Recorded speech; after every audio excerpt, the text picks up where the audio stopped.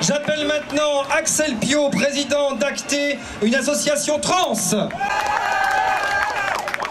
Bonjour. Pour commencer, je tiens à remercier l'Inter-LGBT d'organiser la Marche des Fiertés qui, comme chaque année, je l'espère, sera un grand succès avec plus d'un demi-million de personnes qui descendent dans les rues soutenir les revendications de l'interassociative. Je tiens à vous remercier, vous aussi, qui êtes tous venus ici présentes pour la Marche des Fiertés. Qu'est-ce que la transidentité? La transidentité pose la question du genre, du sexe, du sexuel de la société. La question de l'identité physique et psychique. Contre toute attente et contre tout fondement biologique, génétique ou chromosomique, des femmes, des hommes demandent à changer de sexe. Cette demande, qui peut trouver des racines dans l'anthropologie, n'est pas nouvelle. Mais c'est seulement grâce à l'évolution des techniques endocriniennes puis chirurgicales que cette demande a pris une forme médicale, sociale, juridique et familiale. Ce qui semblait, il y a 60 ans, impossible, irréalisable, impensable, est aujourd'hui une démarche légale, avec des protocoles médicaux, avec une réponse sociétale qui tend vers une acceptation, même si celle-ci est encore fragile aujourd'hui. Cette année est un tournant pour les militants trans. En effet, le 8 février, le ministère de la Santé a publié un décret dépsychiatrisant les troubles de l'identité sexuelle et met en place un centre de référence pour la prise en charge de la transidentité. Ceci avec la consultation des associatifs. De personnes passives à l'égard du pouvoir médical, nous devenons acteurs de notre prise en charge. Bien que la société évolue, lentement, mais espérons-le sûrement, beaucoup de points noirs viennent obscurcir la considération de la transidentité, à commencer par les préjugés sociaux. Le manque d'informations permettant au fantasme de vagabonder dans l'esprit des gens, des médecins, des psychiatres ou encore des magistrats qui restent des humains avant de représenter des fonctions. En 1975, la Cour de cassation interdit le changement d'état civil. Et en 1992, la Cour européenne des droits de l'homme condamne la France et celle-ci doit alors réaliser un revirement de la jurisprudence qui permet alors d'accéder au changement d'état civil. Il aura fallu attendre 18 ans avant que Madame Bachelot-Narquin, ministre de la Santé, dépsychiatrise la transidentité et lance l'édification d'un centre de référence, mais sans aucune garantie quant à la prise en charge réelle et à la manière dont elle se fera. Au quotidien, nous devons faire face à la transphobie. Parfois, c'est un simple regard moqueur, mais cela va aussi jusqu'aux menaces physiques, comme l'a tristement rappelé l'agression des comédiennes du film Mourir comme un homme aux portes du parc de Belleville en avril dernier. Nous revendiquons le respect du principe de libre choix du médecin. Nous revendiquons la continuité d'une prise en charge à 100%, y compris pour les opérations effectuées à l'étranger hors Europe, ainsi que la formation du corps médical sur les questions de la transidentité. Merci de m'avoir écouté et bonne marche à toutes et tous. Bravo et merci à Axel Piot. Ce n'est pas toujours facile de prendre la parole en public, alors soutenez-les. Je passe maintenant le micro à Michel Simon qui représente l'association Aide. Bonsoir à toutes et bonsoir à tous. Cette année, au nom de l'association Aide, j'ai une bonne et j'ai une mauvaise nouvelle.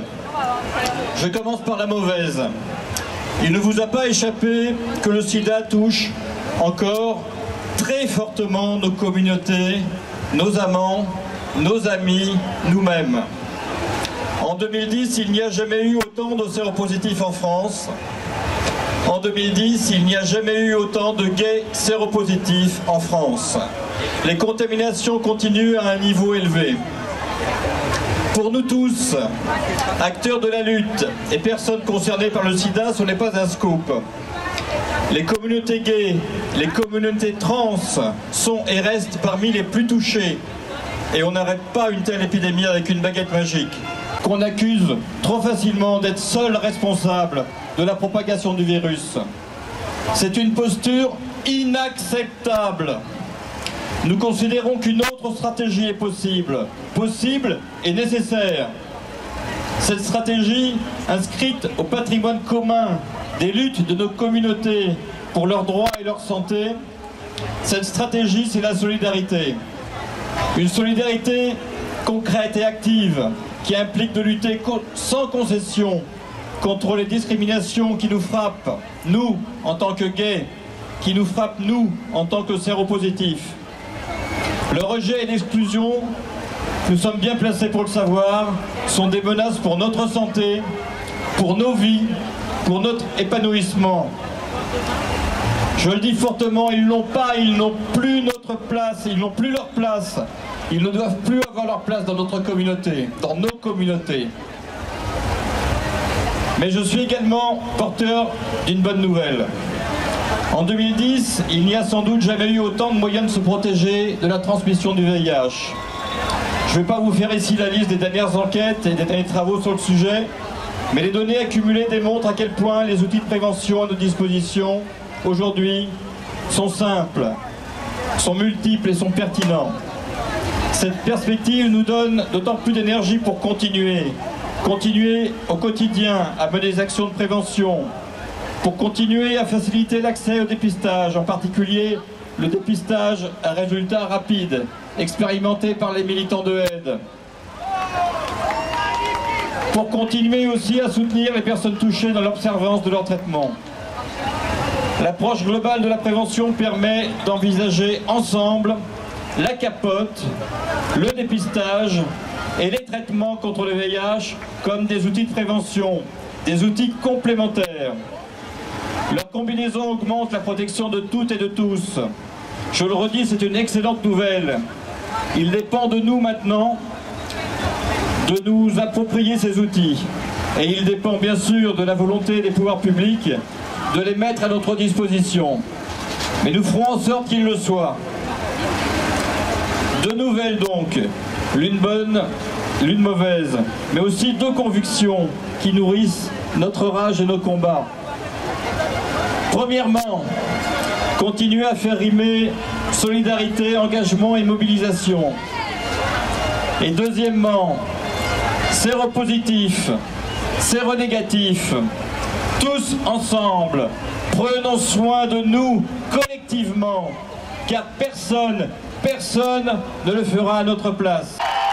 Merci, c'était Michel Simon. Deux dernières interventions et très rapidement le top départ de la marche. Je passe le micro à Catherine Morin-Le-Sec, responsable de la coordination lesbienne en France. Comme toutes les minorités, les lesbiennes sont victimes de violences inacceptables. Les dernières agressions lesbophobes vécues ici en France dernièrement sont là pour nous rappeler à une triste réalité. Juin 2009, Segré et Bondoufle. Juillet 2009, Épinay-sous-Sénart.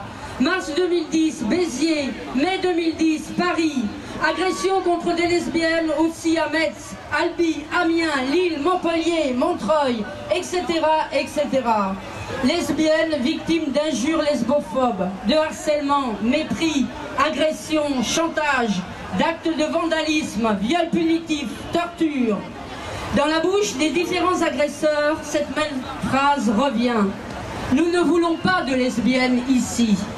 Une interdiction de territoire qui montre bien comment la domination masculine et la violence machiste opèrent dans ce système social chaque fois que les femmes ne sont pas conformes à leurs désirs et à une norme hétérosexuelle. Mais de quel territoire s'agit-il ? Pour